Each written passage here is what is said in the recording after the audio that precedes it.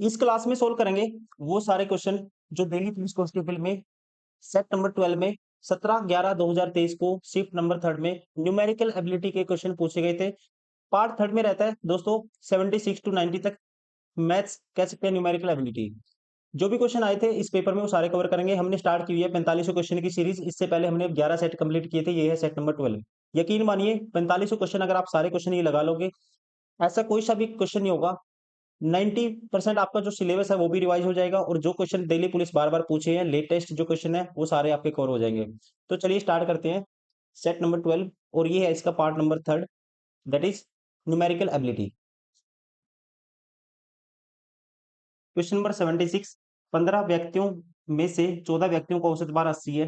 Total 15 है, इनमें से 14 का जो औसत भार है 14 का 80 है। एक व्यक्ति है 15वां, कहता है इसका औसत भार है, टोटल जो 15 व्यक्तियों को औसत भार से 42 अधिक है। तो इनका 15 का मिला के मान लो x है, तो इसका कहता है इनसे कितना अधिक है, 42 अधिक है। इसका है x प्लस 42। अब इसका जो सम कैसे निकालेंगे आप, x प्लस 42 किसके बराबर होगा? आप कहेंगे अगर हम माइनस कर देते हैं इन सभी के सम में से 15x में से, देखो नंबर ऑफ ऑब्जर्वेशन को अगर हम एवरेज से मल्टीप्लाई कर देते हैं टोटल सम आ जाता है। तो 15x में से माइनस करेंगे 14 8 112 1120। तो 1120 प्लस होगा उस साइड जाके, 1120 प्लस 42 1162 होगा। और ये आएगा इससे x माइनस होगा इस साइड आने के बाद राइट साइड 14x के बराबर है। तो 14x को काटेंगे, 14 8 112, 4 बचेगा, 14 3 42। तो x की वैल्यू 83 आई है। और x आपको बताना 15वें व्यक्ति का भार, 15वां व्यक्ति क्या है, उसका भार क्या है, x प्लस 42 है। तो 83 में 42 ऐड करोगे x में, x की वैल्यू 83 है, 5 8 4 12 125 आएगा।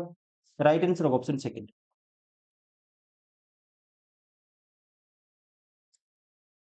Question number 77। राम और नरेश मिलकर एक कार्य को 20 दिन में कर सकते हैं। राम प्लस नरेश 20 दिन में कर सकते हैं। तथा श्याम और नरेश और श्याम मिलकर 15 दिन में कर सकते हैं। तीनों मिलकर उस कार्य को 12 दिन में कर सकते हैं। अब श्याम और नरेश है, ये कर सकते हैं 15 दिन में। तो तीनों मिलके राम प्लस श्याम प्लस नरेश ये मिलके कर सकते हैं 12 दिन में।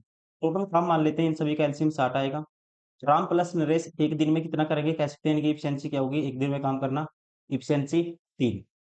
वैसे ही श्याम श्याम प्लस नरेश करेंगे 15 चौके 60 4 करेंगे, और ये तीनों करेंगे कि दिन में 12 पंजे 60 5 करेंगे। तो यहाँ से हम अलग अलग इफिशियंसी निकाल सकते हैं। आपको बताना है राम और श्याम मिलकर उस कार्य को कितने दिन में करेंगे। राम की इफिशियंसी कैसे आएगी, श्याम प्लस नरेश, दोस्तों इनकी माइनस कर देते हैं। श्याम प्लस नरेश मिलकर करते हैं एक दिन में 4 काम, मतलब 4 कह सकते हैं 15 दिन में पूरा काम करते हैं, एक दिन में 4 करते हैं। इफिशियंसी इनकी कितनी है, एक दिन में काम करना इफिशियंसी 4 करते हैं। तो ये 4 माइनस कर देंगे, मतलब श्याम प्लस नरेश इसमें से माइनस हो जाएगा। तो राम एक दिन में कितना करेगा, आप कहेंगे 5 माइनस 4 1 करता है।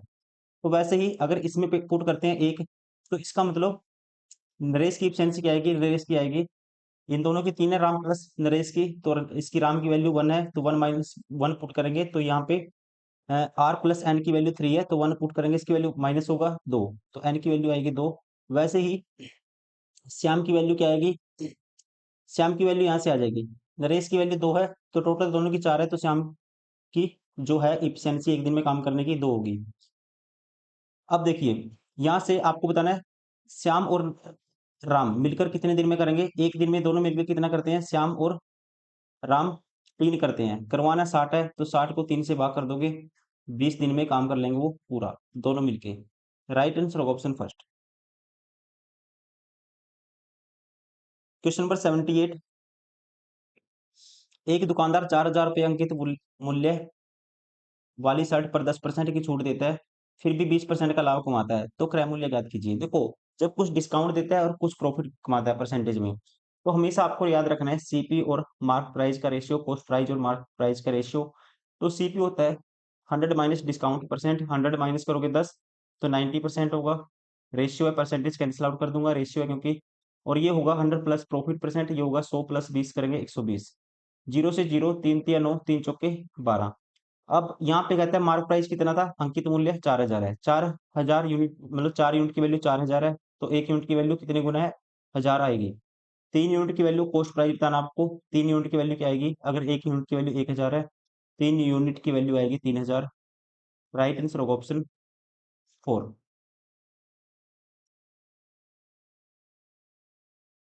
क्वेश्चन नंबर 79, समकोण त्रिभुज का क्षेत्रफल वर्ग सेंटीमीटर में ज्ञात करें, जिसकी जिस जिसका जिसकी ऊंचाई उसकी आधार से 7 सेंटीमीटर कम है।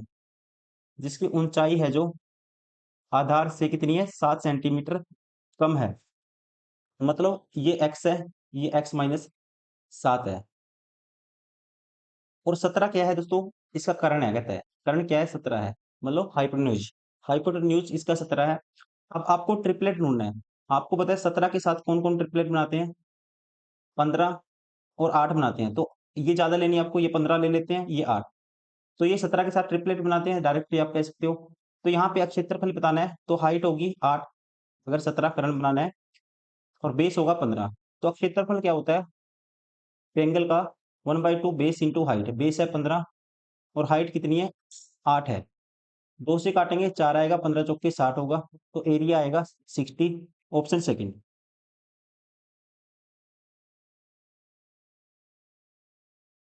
क्वेश्चन नंबर 80, वह सबसे छोटी संख्या कौन सी है जिसे 5, 8, 9 में से किसी संख्या से विभाजित करने पर शेषफल 3 प्राप्त होता है? सबसे छोटी संख्या, जब 5, 8 और 9 से किसी संख्या से भी विभाजित करेंगे, इनमें से शेषफल क्या आएगा? 3 आएगा हर कंडीशन में। लेकिन 11 से विभाजित करने पर कोई शेषफल प्राप्त नहीं होता। मतलब 11 से भाग होनी चाहिए संख्या, जो भी होगी 11 से तो भाग होगी। ठीक है, अब देखो 11 पंजे 55, बचेगा एक, ये 11 से भाग नहीं होती। 11 छीक 66, ये भी 11 से भाग नहीं होती। 11 चौक 44, बचेगा 2, ये भी 11 से भाग नहीं होती। एक ही संख्या है जो 11 से भाग होती है, डायरेक्टली आप कह सकते हो। राइट आंसर होगा ऑप्शन फर्स्ट। क्वेश्चन नंबर 81, 4 अंकों की सबसे बड़ी अभाज्य संख्या कौन सी है? 4 अंकों की सबसे बड़ी अभाज्य संख्या होती है, ध्यान रखेंगे आप। राइट आंसर होगा अकॉर्डिंग टू इसमें ऑप्शन थर्ड, 9973।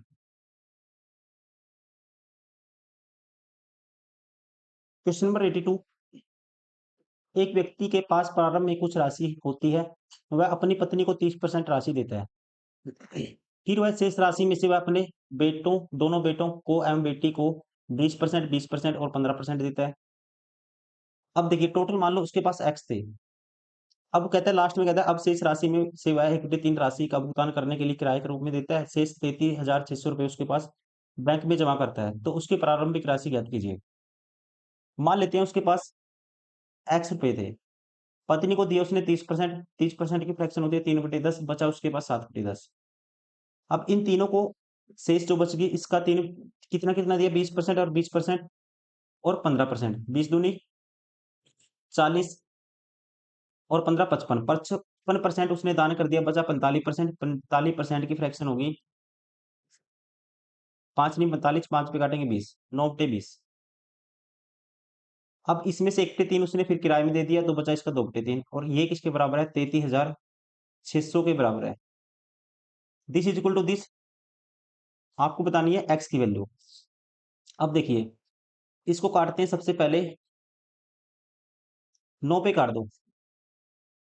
9 पे काटेंगे 3 को, तो 3 तिया 9। 2 पे काटेंगे 20 को, तो ये आएगा 10, नीचे तो 100 है। अब 7 तिया 21, 21 से इसको काटेंगे, 21 से कम 21 बचेगा दोस्तों हमारे पास। 21 से काटेंगे 12, 21 का 126, 1600। 1600 और 2 जीरो भी है ना, बीच में क्रॉस मल्टीप्लाई होगा, मतलब कि 100 से ये होगा 16, 1,60,000 एक्स की वैल्यू। तो स्टार्टिंग में उसके पास प्रारंभिक राशि कितनी थी? 1,60,000। राइट आंसर होगा ऑप्शन फर्स्ट।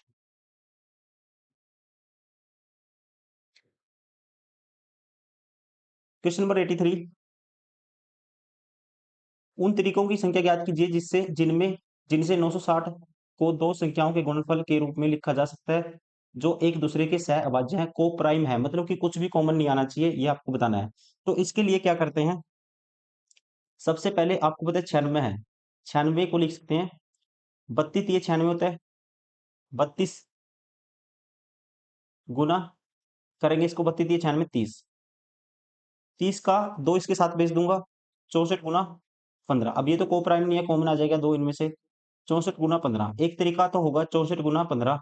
दोनों क्या है, कोपराई में एक कुछ भी कॉमन नहीं आएगा, 1 ही कॉमन आएगा बस। फिर उसके बाद अब 3 के फैक्टर क्या बनेंगे 15 के? 5 गुना 3, 3 इसके साथ भेजेंगे 64, 164 थी 192 होता है, 192 गुना कह सकते हैं इसको, 5 भी लिख सकते हैं। तो वैसे ही अब की बार इसका मैंने 5 इसके 3 इसके साथ भेजा था, अब की बार इसका क्या करते हैं 5 भेज देते हैं इसके साथ। तो 5 से गुना करेंगे 320 होगा, गुना 3 भी लिखा जा सकता है इसको। और 960 है, इसको लिखा जा सकता है 960 गुना 1 भी लिखा जा सकता है। तो कितने तरीके होंगे? 1 2 3 4। Option second. Question number 84। 4 वर्षों में 1,46,410 रुपए संचित करने के लिए आपको वार्षिक रूप से 10% चक्रवृद्धि ब्याज पर आज कितना निवेश करना चाहिए? मतलब कि प्रिंसिपल आपको बताना है। 4 वर्ष के लिए दोस्तों जब आप इसकी निकालोगे इफेक्टिव रेट, मान लो x प्लस x परसेंट और y परसेंट, इसकी इफेक्टिव रेट निकालनी है आपको।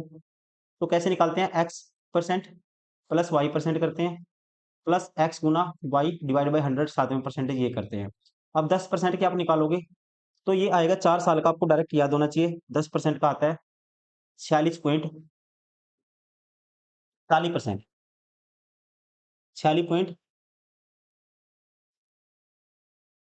46.41%, ये इफेक्टिव रेट आएगी। अब इसको कन्वर्ट करेंगे, देखो 2 जीरो यहाँ आएंगी, 2 ये आएंगी, तो 10,000 की कोई राशि आप कहेंगे अमाउंट कितना हो जाता है सीधा 4 साल में। तो 4,641 जोड़ेंगे तो ये हो जाएगा इसमें एक के आगे 46,410, सॉरी 4,641 जोड़ना है, ये हो जाएगा 14,641। तो यहाँ पे इसकी वैल्यू कितनी है? इसकी वैल्यू है जी 14,641। इसकी वैल्यू है ये 14,641 के आगे एक जीरो है, तो एक यूनिट की वैल्यू आएगी सीधी 10 आएगी। इतनी यूनिट की वैल्यू बतानी है, 10,000 यूनिट की वैल्यू बतानी है। 10,000 यूनिट की वैल्यू मतलब एक जीरो और लग जाएगा इसके साथ, यानी कि पावर 5 आएगा। राइट आंसर होगा ऑप्शन 4।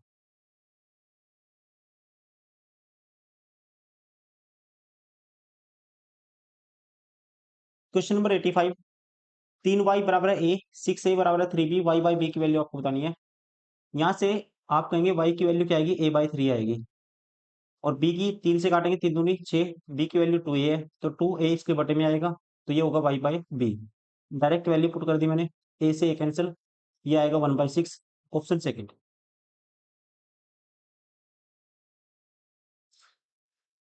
Question number 86। दीपा ने साधारण ब्याज पर एक बैंक में 10,000 रुपये जमा किए, 4 वर्ष बाद उसे 12,400 रुपये की राशि प्राप्त हुई, तो ब्याज की दर ज्ञात कीजिए। देखो ब्याज कितना मिला?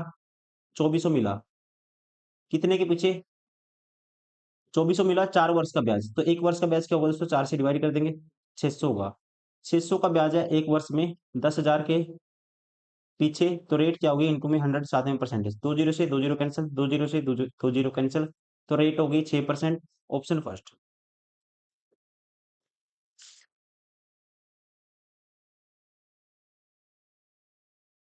Question number 87। एक लंब वृत्तीय है, बेलन का आयतन सेंटीमीटर क्यूब में ज्ञात करें, जिसका आधार का व्यास 8 सेंटीमीटर, ऊंचाई 35 सेंटीमीटर है। तो लंब वृत्तीय बेलन का आयतन होता है पाई आर स्क्वायर है। पाई की वैल्यू लेनी है बाई बटे 7। आर स्क्वायर, आर की वैल्यू क्या है? व्यास है 8, त्रिज्या होगी 4, 4 का स्क्वायर करेंगे 4 गुना 4। एच की वैल्यू 35 है, 7 पंजे 35, तो आपको करना है 4 चौके 16 पंजे 80, 80 गुना करना है 22, तो 22 अट्ठा होता है 176 के आगे एक zero, 1760। Option second.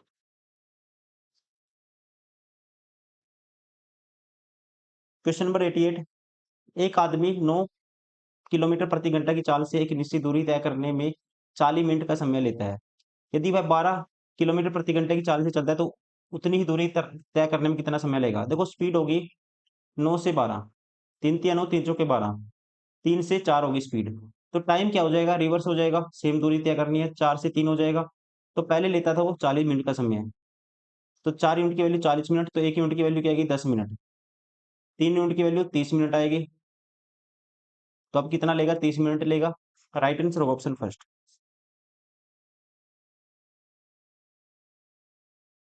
Question number 89, 61 वस्तुओं का विक्रय मूल्य 53 वस्तुओं के क्रय मूल्य के बराबर है। सीपी और एसपी का डायरेक्ट रेशियो लिखना आपको ध्यान रखेंगे सीपी की वैल्यू होगी एसपी के साथ वाली। 61 वस्तुओं का विक्रय मूल्य है, 53 वस्तुओं के क्रय मूल्य के बराबर है, तो सीपी की वैल्यू क्या होगी दोस्तों? सीपी की वैल्यू होगी एसपी के साथ वाली। तो एसपी के साथ क्या है? 61 का एसपी, तो सीपी की वैल्यू 61 है और एसपी की वैल्यू क्या होगी? सीपी के साथ वाली 53। तो यहाँ पे क्या हुआ, उसको लॉस हुआ है कितने का? 8 का 61 के पीछे इंटू में 100 7वें परसेंटेज। तो सबसे पहले तो लॉस हुआ है, ये ऑप्शन नहीं होगा, ये ऑप्शन नहीं होगा। अब 800 बटे 61 करना है, तो भाग करेंगे, एक पे जाएगा पहले 61, 19 बचेगा 0। तो 61 दूनी 36 18, तो फिर जाएगा 3, 3 पे जाएगा, 3 एकम 3, 3 छकी 18, 183 आएगा। तो मतलब 13 पॉइंट समथिंग का लॉस होगा, option second. Question number 90, Amit को उसका मासिक वेतन प्राप्त हुआ, उसके व्यय और बचत का अनुपात 3:2 है। उसके व्यय और बचत का अनुपात क्या है? उसका खर्चा, एक्सपेंडिचर और सेविंग का रेशियो है 3:2। उसने क्रमशः अपने वेतन का कितने प्रतिशत खर्च किया और उसके द्वारा कितना प्रतिशत बचाया गया अपने वेतन का? तो दोस्तों वेतन इनकम क्या होगी? अगर एक्सपेंडिचर 3 है, सेविंग 2 है, तो इनकम होगी 5।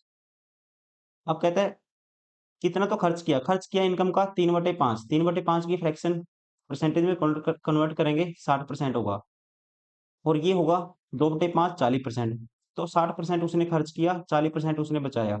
तो राइट आंसर होगा ऑप्शन 4।